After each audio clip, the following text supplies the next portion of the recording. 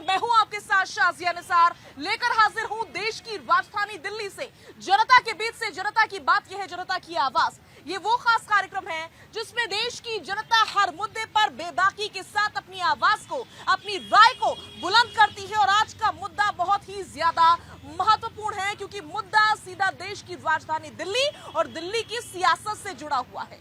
Standing committee का चुनाव हुआ है, एमसीडी से जुड़ी हुई खबर है और खबर ये कि आम आदमी पार्टी जरा झटकी हुई नजर आ रही है और पलड़ा भारी किसका है? बीजेपी का। जी हां, बीजेपी का पलड़ा भारी हो चुका है। तो सवाल ये कि क्रॉस वोटिंग हुई है सीधे तौर पर, ऐसे में खामियाजा कौन भुगतने वाला है? दिल्ली की जनता या फिर आम आदमी पार्टी? भविष्य किसका होगा? इसी मुद्दे पर करेंगे बड़ी चर्चा। खास मेहमानों का पैनल हमारे साथ मौजूद रहेगा, देश की जनता हमारे साथ मौजूद रहेगी। लेकिन सबसे पहले एक रिपोर्ट आपकी टीवी स्क्रीन पर।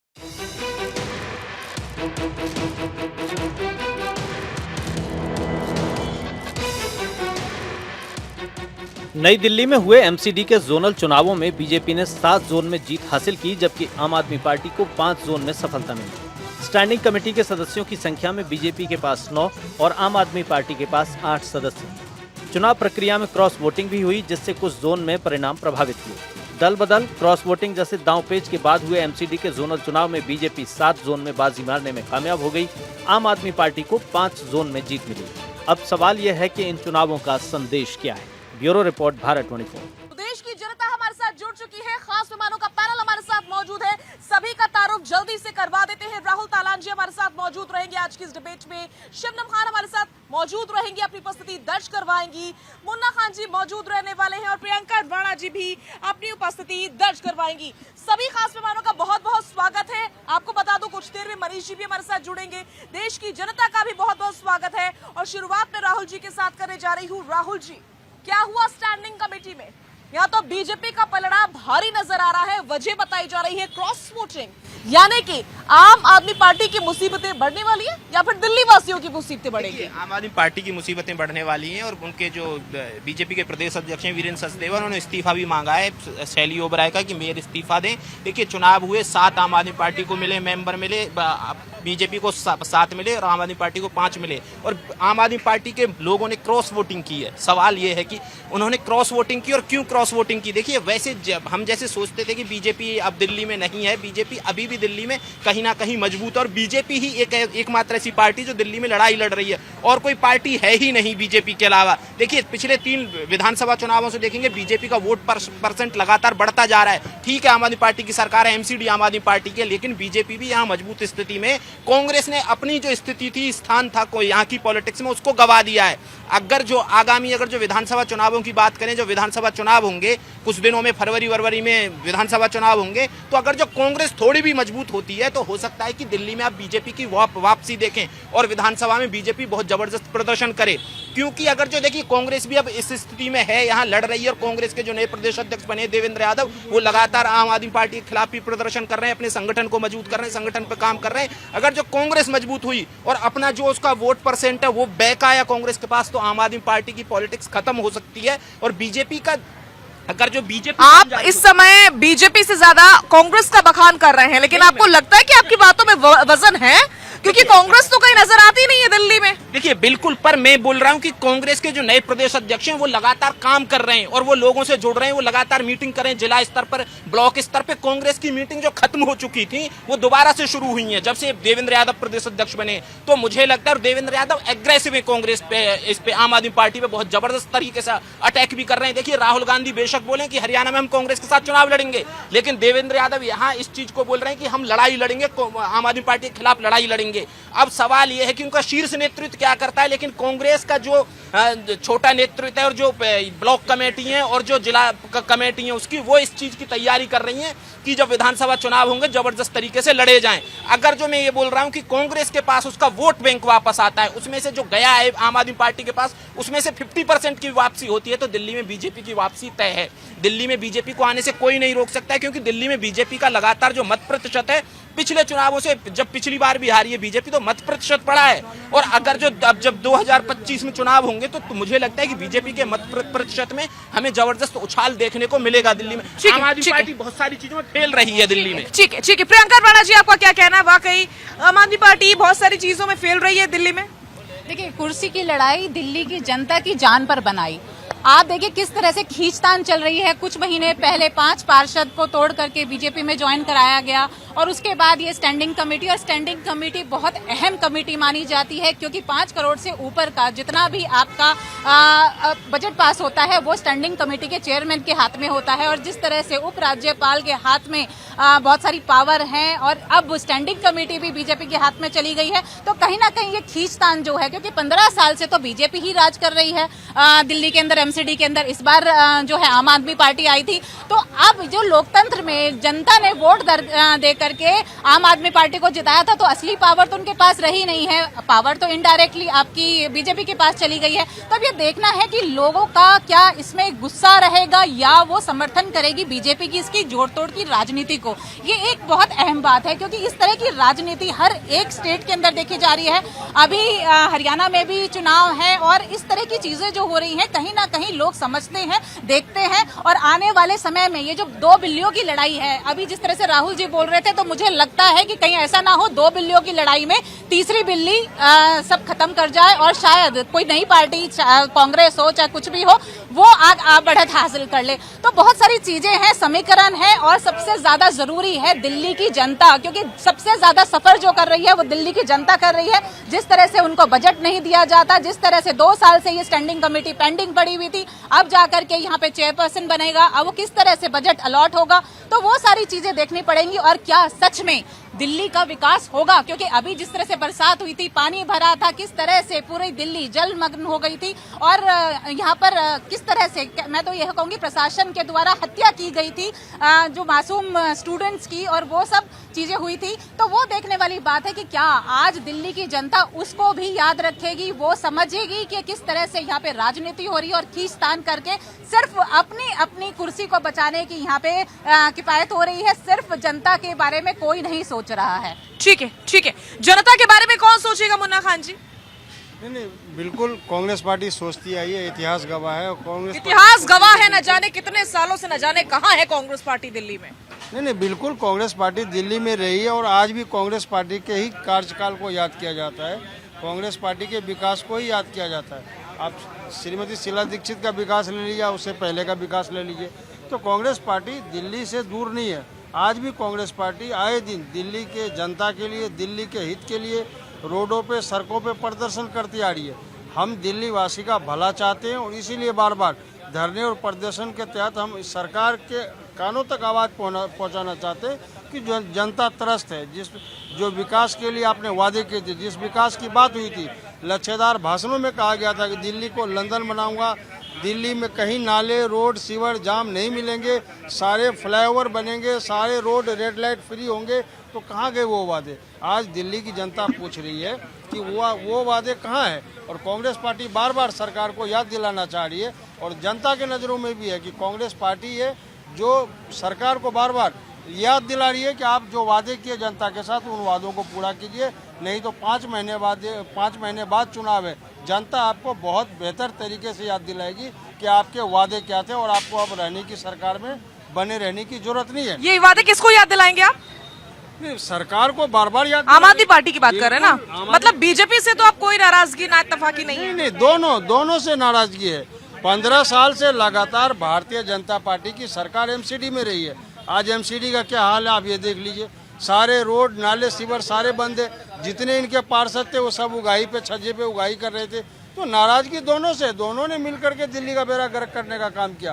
कांग्रेस पार्टी के शासनकाल में ये यथास्थिति नहीं था। बिल्कुल कांग्रेस पार्टी जो कहती थी वो करती थी, ये दिल्ली की जनता को पता है, इसलिए दिल्ली की जनता ने मन बनाया। अब देखिए किस तरीके से वोट का ग्राफ कांग्रेस पार्टी का बढ़ता जा रहा है। ये रिजल्ट आपको विधानसभा, आने वाले विधानसभा चुनाव में जिस तरीके से हमारे प्रदेश अध्यक्ष देवेंद्र यादव जी मेहनत कर रहे हैं, लोगों को जोड़ रहे हैं, तो ये स्वाभाविक है कि जो आने वाला विधानसभा चुनाव है उसमें कांग्रेस पार्टी की सरकार बनेगी। ठीक है। शबनम जी, वाकई क्या आपको ऐसा लगता है कि आने वाले चुनावों में, चाहे एमसीडी हो या फिर विधानसभा के चुनाव हो, वाकई कांग्रेस की सरकार बनने वाली है?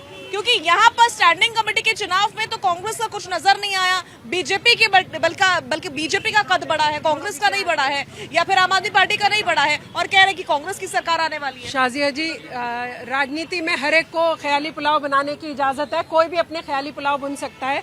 और मैं तो भाई शुभकामनाएं दे रही हूँ। अगर आपको ऐसा लग रहा है, कांग्रेस की प्रॉब्लम ही है अपने अंदर क्या कमी है उधर नहीं झांकती है। हरियाणा में आम आदमी पार्टी के साथ चुनाव लड़ेंगे, लेकिन दिल्ली में उनको लानते मिलानते दे रहे हैं कि देखिए आम आदमी पार्टी करप्ट है, आम आदमी पार्टी, तो फिर आप अलायंस क्यों कर रहे हैं? ये एक जोरदार थप्पड़ पड़ा है आम आदमी पार्टी को, ये जो स्टैंडिंग कमेटी के चुनाव हुए। अब क्रॉस वोटिंग जो आप कहते हैं ना, जो व्यक्ति आपके थे ना, वो आम आदमी पार्टी वालों को बोल रहे हैं ना आप क्रॉस वोटिंग हुई है, तो भाई जिन्होंने क्रॉस वोटिंग किया कुछ सोच समझ के की होगी उन्होंने, उनको भाजपा में कुछ अच्छा दिखता होगा, उन्हें लगता होगा भविष्य अगर जनता, दिल्ली की जनता को कुछ काम करके देना है तो भारतीय जनता पार्टी करके दे सकती है, इसलिए उन लोगों ने भारतीय जनता पार्टी की तरफ चुनाव किया। और कांग्रेस पार्टी का तो वजूद खत्म सा ही होता जा रहा है। भाई देवेंद्र भाई की बात कर रहे हैं, मैंने तो दिल्ली में किसी कोने में किसी कांग्रेसी को, एक भी कांग्रेसी को नहीं देखा कि न जोड़ने का काम कर रहा हो या कुछ और काम कर रहा हो।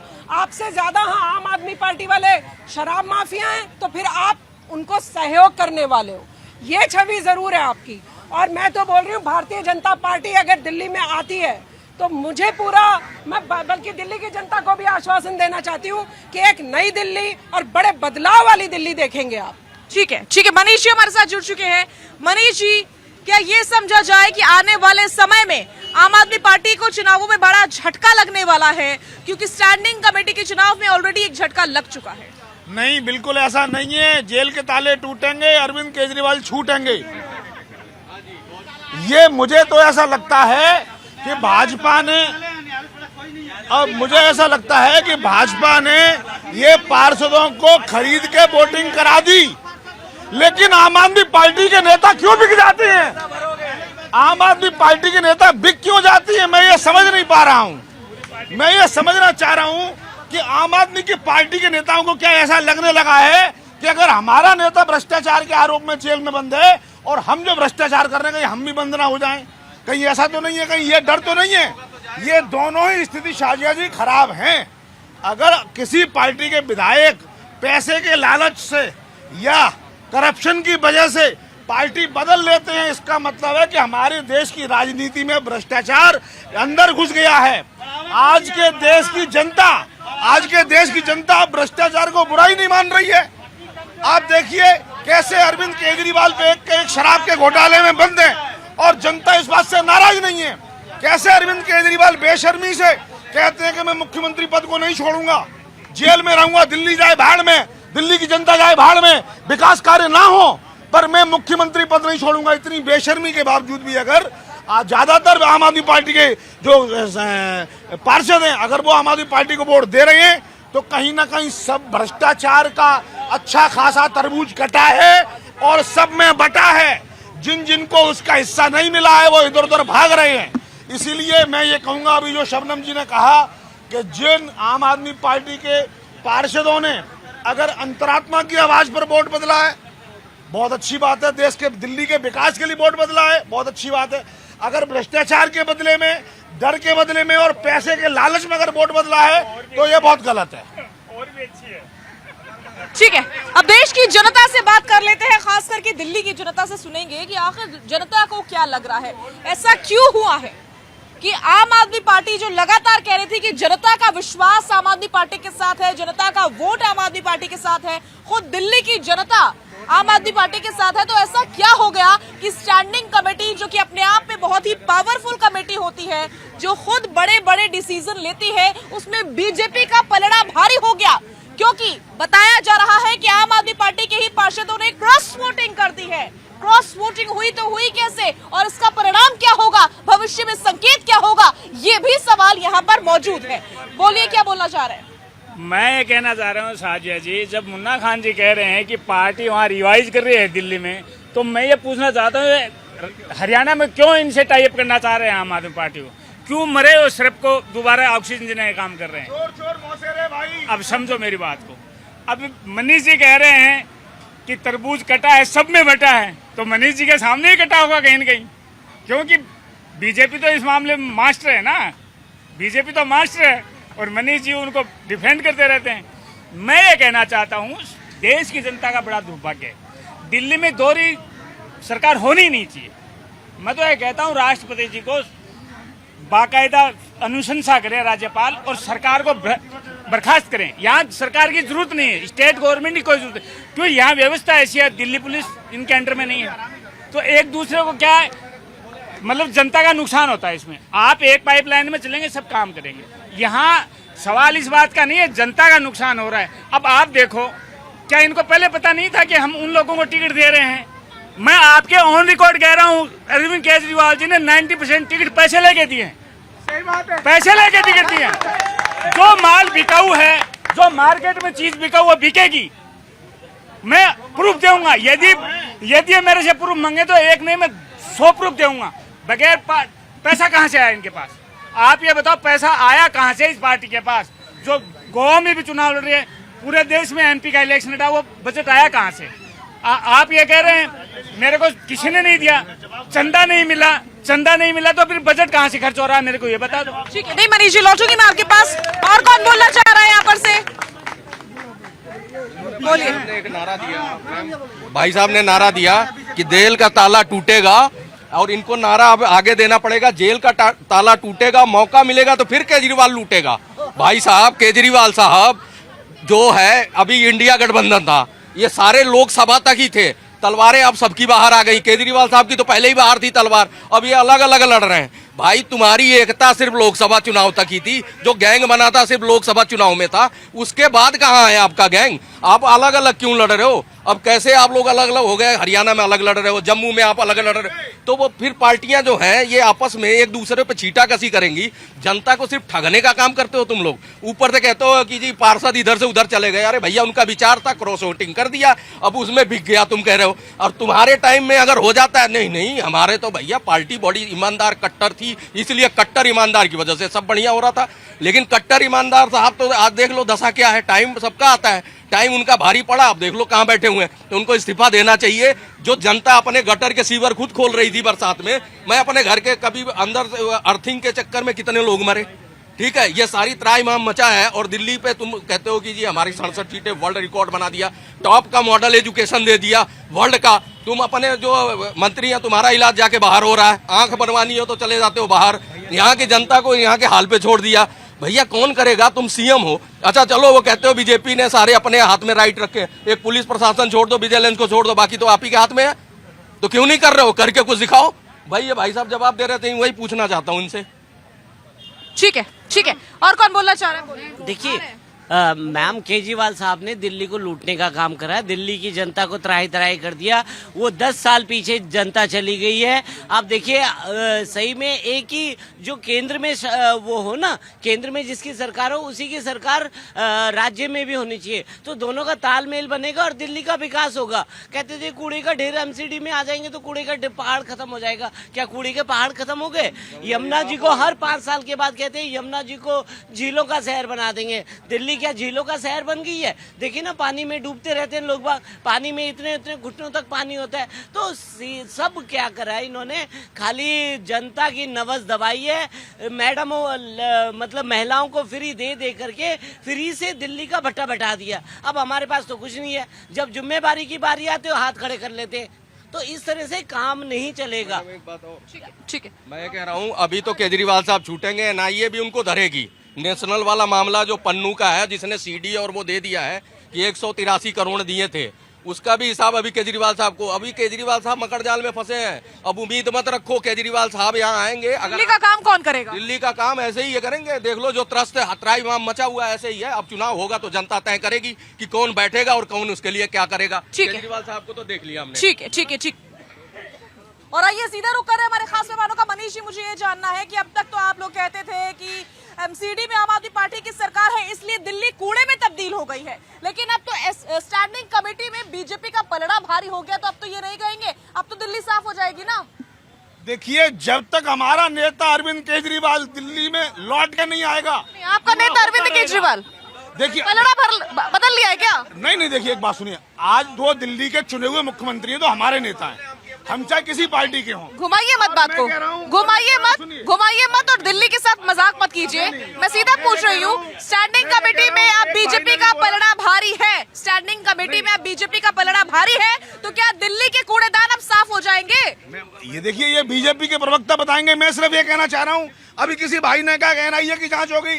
अरे जो मर्जी जांच करा लो, हम 7 साल की सजा भुगतने को तैयार हैं। अभी तक तो आप बीजेपी के खूब कसीदे पढ़ रहे थे, अब जब जिम्मेदारी लेने की बात आ गई तो कह रहे बीजेपी के प्रवक्ता बताएंगे, बीजेपी के नेता बताएंगे। कहीं ये मत कहिए कि आला कमान आके बताएंगे। समझिए, हम बिल्कुल आम आदमी पार्टी का इंटेंट समझते हैं। हमारा उद्देश्य यानी आम आदमी पार्टी का उद्देश्य सिर्फ सत्ता पर काबिज रहना है।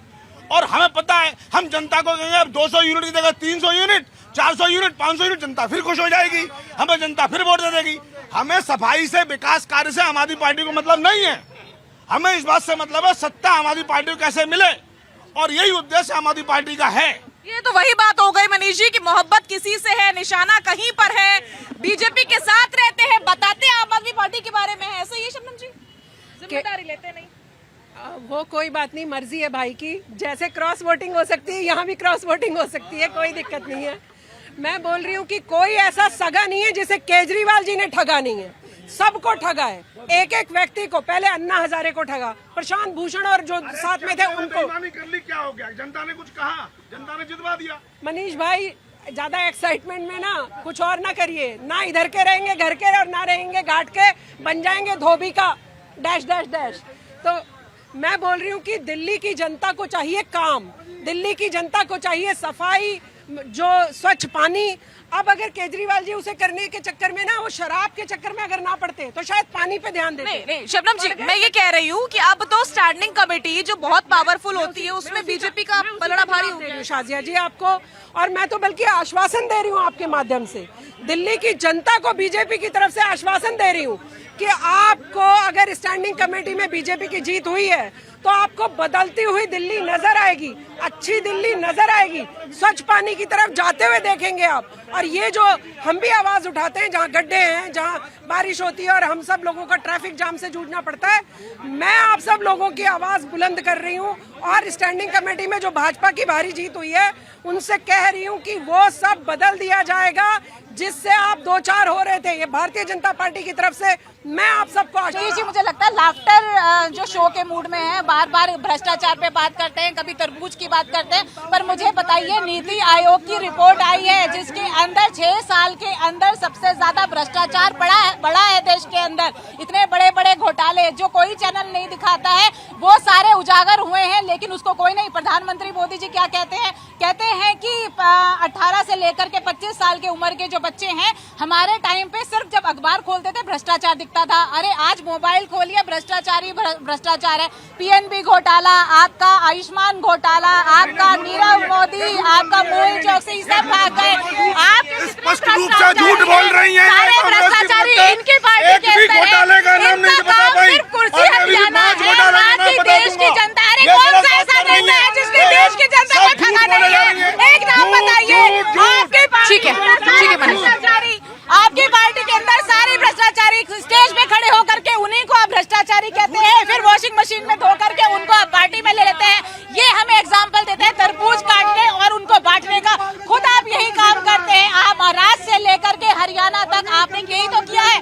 आपकी जो गठजोड़ की पार्टियां हैं, वो सारी पहले एलिगेशन लगाते हैं, फिर ईडी और उन पे सीबीआई की रेड डालते हैं, फिर उनको अपनी पार्टी में ले लेते हैं। ऐसे ही आपने दिल्ली के अंदर 5 पार्षद लिए हैं। अब वो किस दबाव के अंदर आए हैं? क्या केस की दबाव के अंदर आए हैं? उनके ऊपर एलिगेशंस के दबाव में आए हैं? तो बहुत सारी चीज है जो देश की जनता को देखना पड़ेगा, और ये आने वाले समय में पता चलेगा, क्योंकि ये जो चुनाव है ये आम जनता के चुनाव नहीं थे, ये आपके पार्षद के चुनाव थे। बिल्कुल, और इसका आने वाले समय में पता चलेगा। लेकिन फिर भी राहुल तालान जी, मैं चुनावों पर ये समझना चाहूंगी कि क्रॉस वोटिंग रीजन हो या रीजन कोई भी हो, बीजेपी की पावर तो बढ़ गई है एमसीडी में, लेकिन इसके संकेत क्या है, मैसेजेस क्या है? क्या आने वाले चुनावों में जब दिल्ली के चुनाव होंगे तो उसमें भी कुछ ऐसा ही खेल देखने को मिलेगा? बिल्कुल, देखिए जो चुनाव हुए एमसीडी के, जो चेयरमैन के चुनाव हुए हैं, स्टैंडिंग कमेटी के चेयरमैन के जो चुनाव हुए, इसमें 2 साल से तो वेटिंग थी। 2 साल से लगातार चुनाव टाले जा रही थी,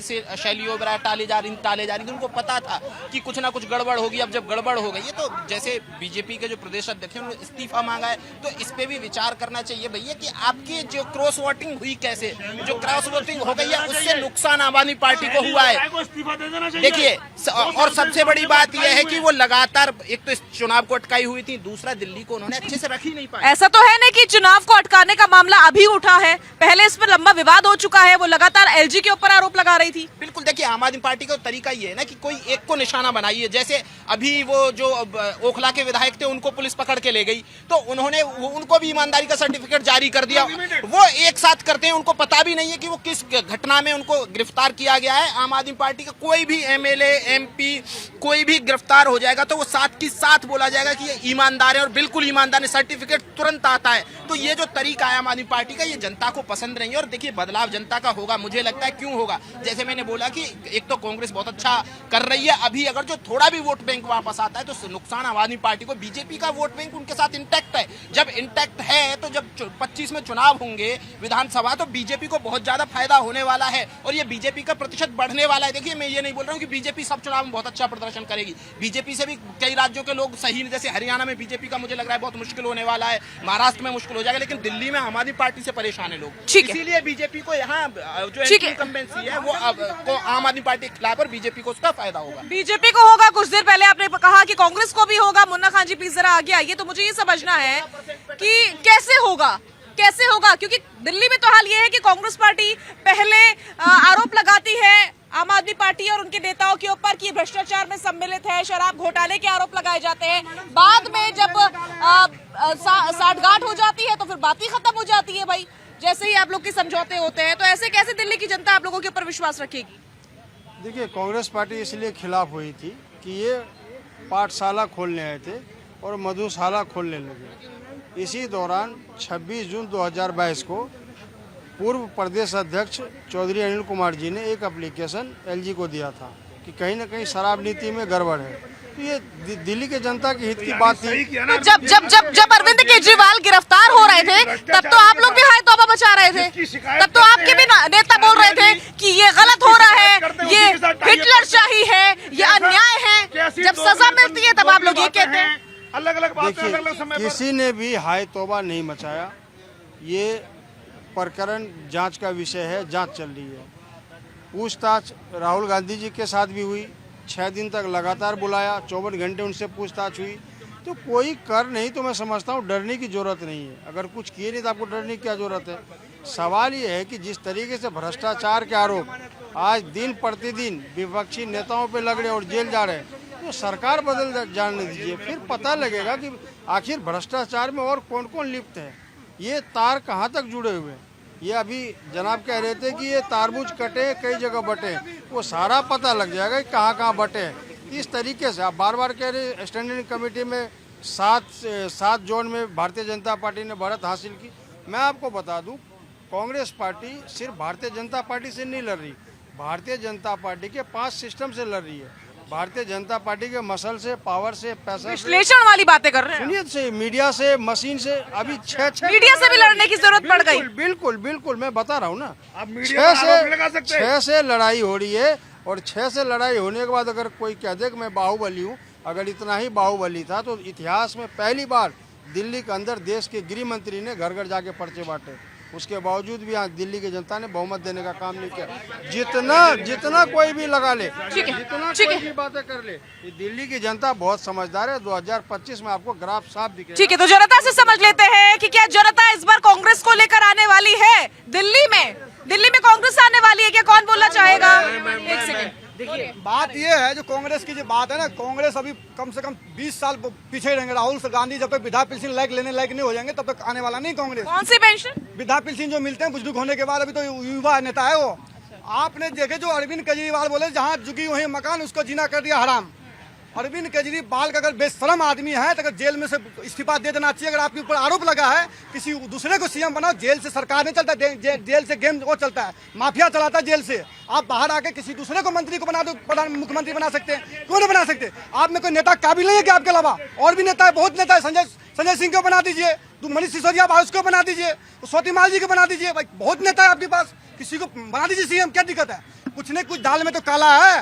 ये बोले थे अरविंद केजरीवाल के 20 केजरीवाल बोले थे, उनकी आत्मा घूम रहे दिल्ली जनता के साथ। जनता ने समझ गया, जिनको बेवकूफ बनाने से जनता अब समझता हो गया जब भाई हमको बेवकूफ बनाया जा रहा है, इसके अलावा कोई काम धंधा नहीं है। आपने क्या केजरीवाल काम किया दिल्ली के अंदर में? आप 5 काम के नाम बता दीजिए, मैं मान जाऊँ। ठीक है ठीक है ठीक है ठीक है, यहाँ से सुन लेते हैं जनता क्या कहना चाह रही है।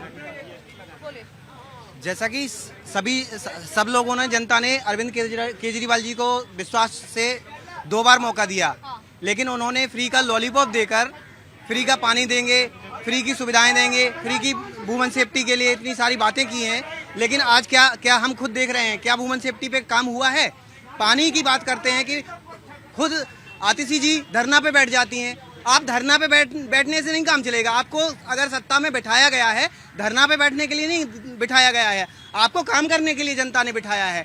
आप जनता में घर घर में जाके पानी के लिए रोती हैं और फिर पानी घर लोगों के घरों में भर जाता है पानी, उस तक के लिए आपके पास कोई सुविधा नहीं है। आप हर ब्लेम एमसीडी पे घुसा देते हैं, तो फिर आप सत्ता में बैठने का मतलब क्या है? केजरीवाल बिल्कुल बिल्कुल बिल्कुल वाजिब सवाल है, फिर आप क्यों बैठे हैं वही सरकार पर? पूरे देश में ये देखिए, पूरे देश में ration card, senior citizenship, pension, Bihar सरकार 400 देता है, यूपी 500 देता है, हरियाणा 2000 देता है। कोई कितना भी मिलता है ना, हर साल बनता है ना। यहाँ 6 साल से राशन कार्ड, सीनियर सिटीजनशिप बन रहा है, नहीं बन रहा है ना भाई? नहीं बन रहा है ना। जो काम इसको करना चाहिए वो नहीं कर रहा है। इसको रिजर्वेशन देना चाहिए, किसी और साफ सुथरे व्यक्ति को सत्ता देना चाहिए और काम करना चाहिए। मैं तो एक ही बात कहना चाहूंगा। ठीक है बोलिए। कहते हैं ना कि दिल्ली का गलत मतदान और यहाँ का खानदान भुगत रहा है हिंदुस्तान। सांप बेरोजगार हो गए जब आदमी ही काटने लगे, और कुत्ते बेचारे क्या करें जब आदमी ही तलवे चाटने लगे। कहीं पे चमचों की चांदी है और कहीं पे चांदी के चमचे हैं, और ये आस लगाए बैठे हैं हटे मोदी तो लूट खाए देश को, यही आस लगा के बैठे हैं। बताओ, हाशिए पे चली गई कांग्रेस, दिल्ली में आप पार्टी टूटने के कागार पे 2-3 बन जाएंगे, ये भी हाशिए पे जाने वाले हैं। तो दिल्ली की जनता को अब नया अपना चुनना चाहिए और अब प्रतिनिधित्व जो आके काम करे, राशन कार्ड लटके हुए हैं, जो भी चीजें उनकी समस्याएं हैं उनको सुने और करे। केजरीवाल जी ने शीश महल बना लिया, उनकी आत्मा वहीं है, कहीं नहीं है दिल्ली में। ठीक है। इधर से आप क्या बोलना चाह रहे हैं? केजरीवाल जी जो है ना हिटलर की राह पर चल रहे हैं। वो जो है सफेद झूठ बोलते हैं। हिटलर कहता था एक झूठ को अगर तरीका से सजा के बोला जाए तो झूठ झूठ नहीं रहती है, सच में कन्वर्ट हो जाती है। कुछ भी काम अगर नहीं करने के लिए दिक्कत होता है तो वो क्या करते हैं, बीजेपी पर ठिकरा फोड़ देते हैं। तो सारा दिल्ली जो है ना एक गैस चैम्बर बना हुआ है, वो झूठ की दुकान सजा के बैठे हैं, उनकी झूठ और नहीं चलेगी। ठीक है, झूठ और नहीं चलने वाली है मनीष जी, लेकिन दिल्ली के भविष्य पर अभी भी संकट बना हुआ है। एक तो दिल्ली कूड़ा कूड़ा नजर आती है, बरसातों में पानी नहीं निकलता है, पानी जब होता नहीं है तो पानी मिलता नहीं है, और ऐसे में आप भी कह रहे हैं कि हम थोड़ी बीजेपी की गारंटी ले सकते हैं, तो गारंटी लेगा कौन? देखिए, बात ये है, हमें सबसे पहले आम जनता के लिए एक मैसेज है कि हमें पहले तो वोट बहुत केयरफुली देना होगा। हम सिर्फ कुछ छोटे मोटे फ्रीबीज मिल जाएं इस पर वोट दे दें, इस चीज से बचना होगा। हमारी जाति का बंदा खड़ा है, हमारे धर्म का बंदा खड़ा है, हमें इस चीज से बचना पड़ेगा। जब तक हम सही नेता का चुनाव नहीं करेंगे, तब तक सिर्फ और सिर्फ पार्टी की नीति की एनालिसिस नहीं करेंगे, तब तक जब जनता वोट देगी तो इस तरह की स्थितियां होंगी। आज अरविंद केजरीवाल जी ने फ्रीबीज का सहारा लेकर जिस तरीके से सत्ता पाई, लेकिन बदले में जनता को ऐसा नहीं किया, बदले में जनता को जो राहत मिलनी थी नहीं मिली। तो ऐसे में कहीं ना कहीं ये विचार आता है, और आज भी अरविंद केजरीवाल जी अगर कॉन्फिडेंट हैं, जेल में रहने के बावजूद अगर वो रिजाइन नहीं कर रहे, इसका मतलब क्या उन्हें भरोसा है। आपको बता दूं, ये वो समय था जब आम आदमी पार्टी कहती थी कि जो हमारे को चंदा देगा हम वेबसाइट पर छापेंगे, और लक्ष्मी नगर की एक कंपनी गोल्ड माइन ने 50-50 लाख रुपए के चंदे दिए, 2 करोड़ के चंदा दिया, और उस कंपनी की टोटल नेटवर्थ 1.5 लाख रुपए थी। उसके बावजूद बेशर्मी से अरविंद केजरीवाल और हम आम आदमी पार्टी के नेता जब डिफेंड करते रहे, तो हम सबको समझ में आ गया, तो सबसे बड़ा बीजेपी का है कि ये पार्टी एक करप्ट पार्टी है, और जब ये करप्ट पार्टी है, जब ये करप्ट पार्टी है, तो जनता को समझ जाना चाहिए था, जनता को समझ जाना चाहिए था। नितिन गडकरी जी भी आपके ऊपर आरोप लगा रहे हैं 35 फुट ऊंची महाराज शिवाजी छत्रपति की, ठीक है मनीष जी सुन लीजिए, शिवाजी छत्रपति जी की मूर्ति गिर गई, कैसे गिरी है ये तो बताइए। खुद नितिन गडकरी जी ने आपके ऊपर एलिगेशन लगाए, कितना बड़ा घोटाला हुआ, स्टील की मूर्ति बनती तो नहीं गिरती, किसने कहा? ये आपके बड़े नेता आपको बोल रहे हैं। इलेक्ट्रल बोर्ड घोटाला इस देश का सबसे बड़ा घोटाला है जो बीजेपी ने किया है, उसके ऊपर बताया है क्या आपने? आप भ्रष्टाचार पे बात करते हो,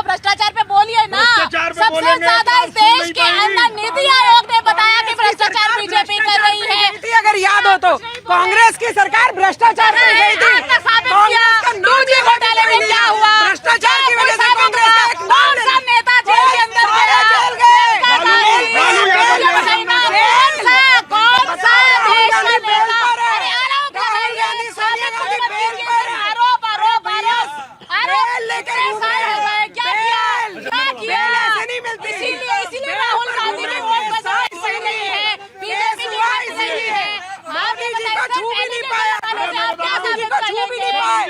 मोदी जी ने सारे काम करे, आप सारे डरी इसीलिए रहे हो। नहीं, एक करके प्लीज, एक करके मोदी जी से शाजिया, मोदी जी से डर ही ये लगता है कि ना खाऊंगा ना खाने दूंगा। पेट इतने मोटे मोटे थे आप लोगों के, इतने मोटे मोटे पेट करके लूट रहे थे देश को। अब 9 बजे आपके खिलाफ बोल रहे हैं, क्यों नितिन गडकरी जी ने आवाज उठाई आपके खिलाफ? क्यों बताइए ना? अरे इतना बड़ा घोटाला, आपका 35 करोड़ की स्टैचू गिर जाती है, आपका घोटाला देश का सबसे बड़ा झूठा। और जनता की बात कर लेते हैं, क्या कहना चाह रहे थे? देखिए, जो कांग्रेस का वादा है, इस साल जो है नेक्स्ट ईयर कांग्रेस मुक्त भारत हो जाएगा, ये पक्की बात है। और रही केजरीवाल का मामला, केजरीवाल अभी और अंदर जाएगा, ये अभी कोई टाइम जाएगा, अभी तो है और अभी और जाएगा। कांग्रेस मुक्त भारत हर तरह से हो जाएगा इस साल, पूरी तरीके से इन्वॉल्व है। ठीक है, मैं ये कहना चाहता हूँ साजिया जी, देखो कांग्रेस ने यहाँ दिल्ली में बहुत बड़ी गलतियां की है, अभी भी गलतियां करते जा रही है। अरविंदर सिंह लवली इनके प्रदेश अध्यक्ष से उन्होंने मना किया था कि सांसदों के टाइम में आप दिल्ली में आपस में इनके साथ टाई अप मत करो। क्या फायदा? ढाक के 3 पात अपने वोट लेके खड़े होते हैं। आज पार्टी रिवाइज कर दी जितने कांग्रेस। हाँ, यदि आज भी आपको 5 से 6 महीने का टाइम है दिल्ली प्रदेश चुनाव में, यदि आप आज भी मेहनत करोगे तो आप रिवाइज कर सकते हैं और हो सकता है कांग्रेस सरकार भी बना ले। क्यों कि शीला दीक्षित का 15 साल का कार्यकाल अच्छा रहा है, जनता भूली नहीं है। बीजेपी का राज दिल्ली में जनता ने नहीं देखा है, इसलिए कांग्रेस यहाँ रिवाइज कर सकती है। मेरा आपके माध्यम से कांग्रेस को यह सजेशन है कि आप रिवाइज करिए, आपका मौका दोबारा आ सकता है।